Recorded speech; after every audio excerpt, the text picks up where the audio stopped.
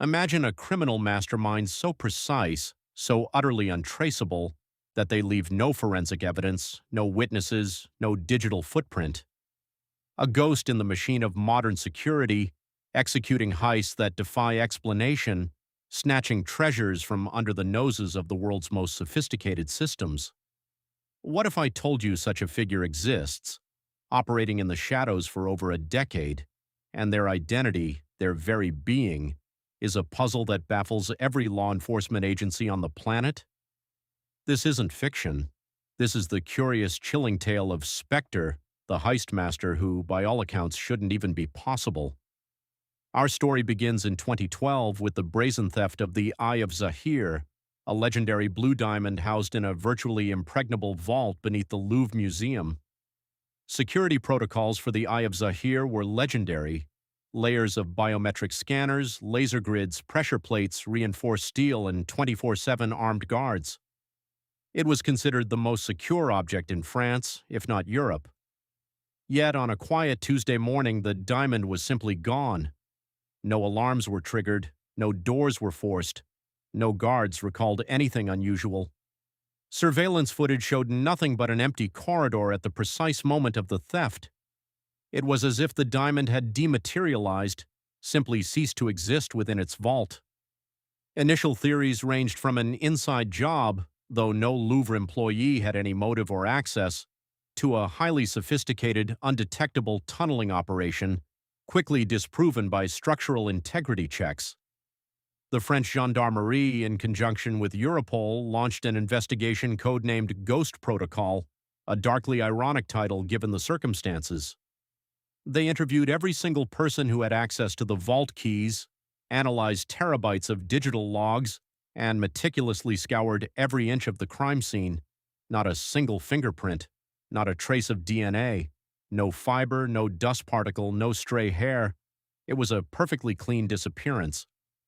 This first incident, later attributed to the shadowy figure dubbed Spectre by the bewildered press, served as a chilling prelude to a decade of impossible thefts, each more audacious than the last, redefining the very concept of criminal enterprise and leaving behind a trail of baffled detectives and an undeniable sense of the preternatural. Over the next few years, Spectre's legend grew with each impossible score. A priceless Stradivarius violin vanished from a tightly sealed, climate-controlled chamber at Sotheby's, New York, the only evidence left behind a faint, almost imperceptible shimmer caught by a single infrared camera, dismissed initially as a lens flare. Then a collection of unreleased manuscripts from a renowned author disappeared from a high-tech data storage facility in Switzerland, a place designed to withstand EMPs and physical breach. Every server log showed zero unauthorized access. Yet the data was gone.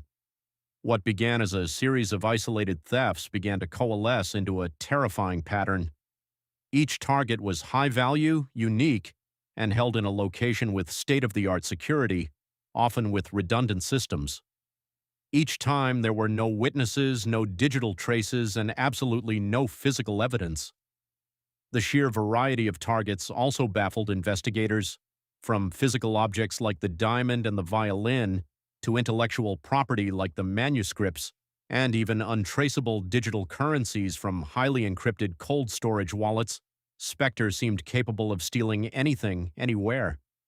The methods were equally varied, or rather completely absent.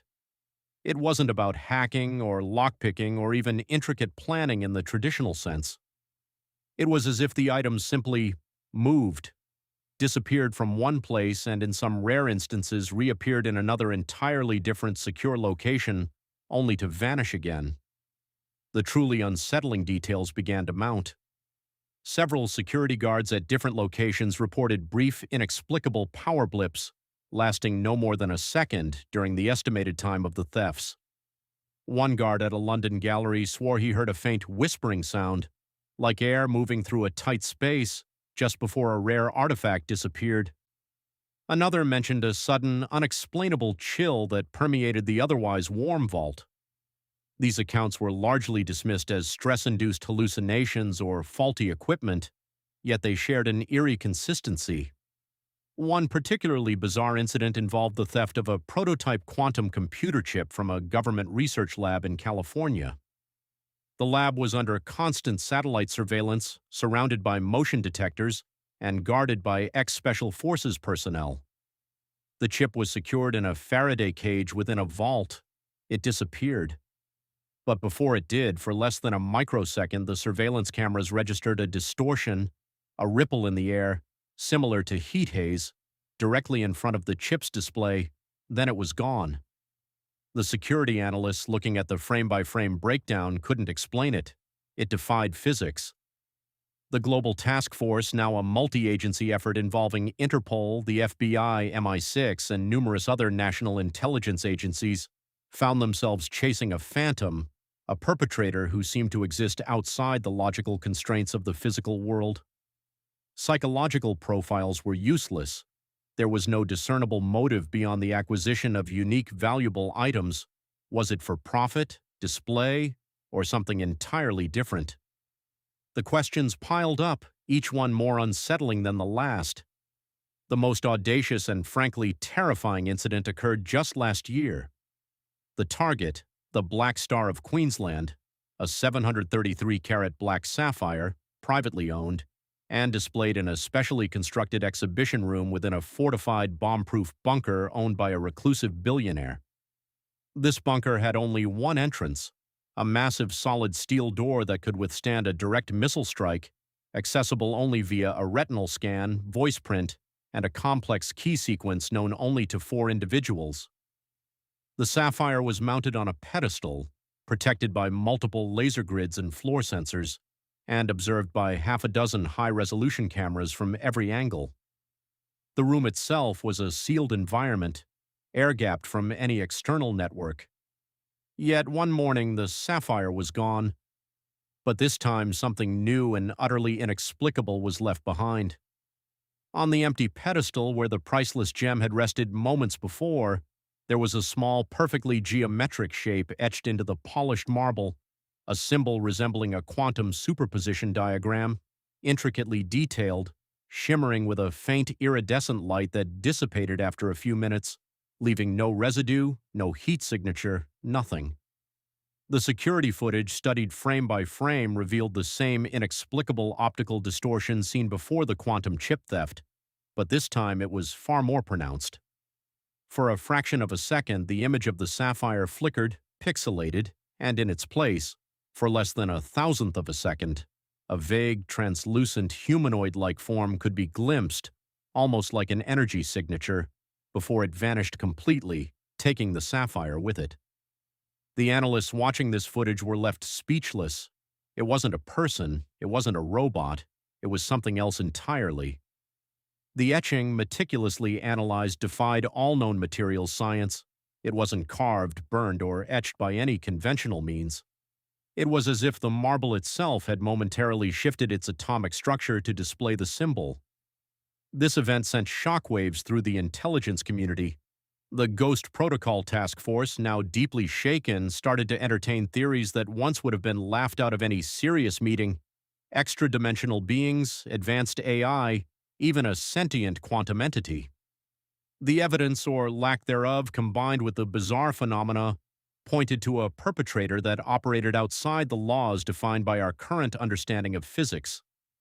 Spectre was no longer just a master thief, it was an unexplained phenomenon. To this day, Spectre remains an enigma, a shadow stretching across the carefully constructed certainties of our world. The Black Star of Queensland has never been recovered, nor have any of Spectre's other notable acquisitions. The task force has been officially disbanded, deemed futile against an opponent that cannot be located, identified, or even understood. Security experts now openly discuss the implications of such an entity. If Spectre can steal almost anything, what are the true limits of its capabilities? Could it disrupt global infrastructure, access classified information, or even manipulate events on a grand scale? The fear isn't just about economic loss. It's about the unsettling possibility that we are not alone in our technological advancements, or indeed, our reality. Spectre's existence forces us to confront uncomfortable questions. Are there forms of intelligence so advanced they perceive our reality as merely a data set to be manipulated? Is the very fabric of our security, digital and physical, fundamentally flawed against an opponent that plays by different rules?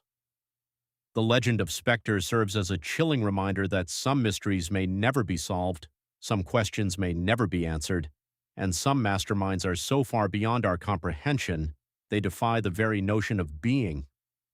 The silence left behind by Spectre's thefts isn't just the absence of evidence, it's the echoing void of our own understanding.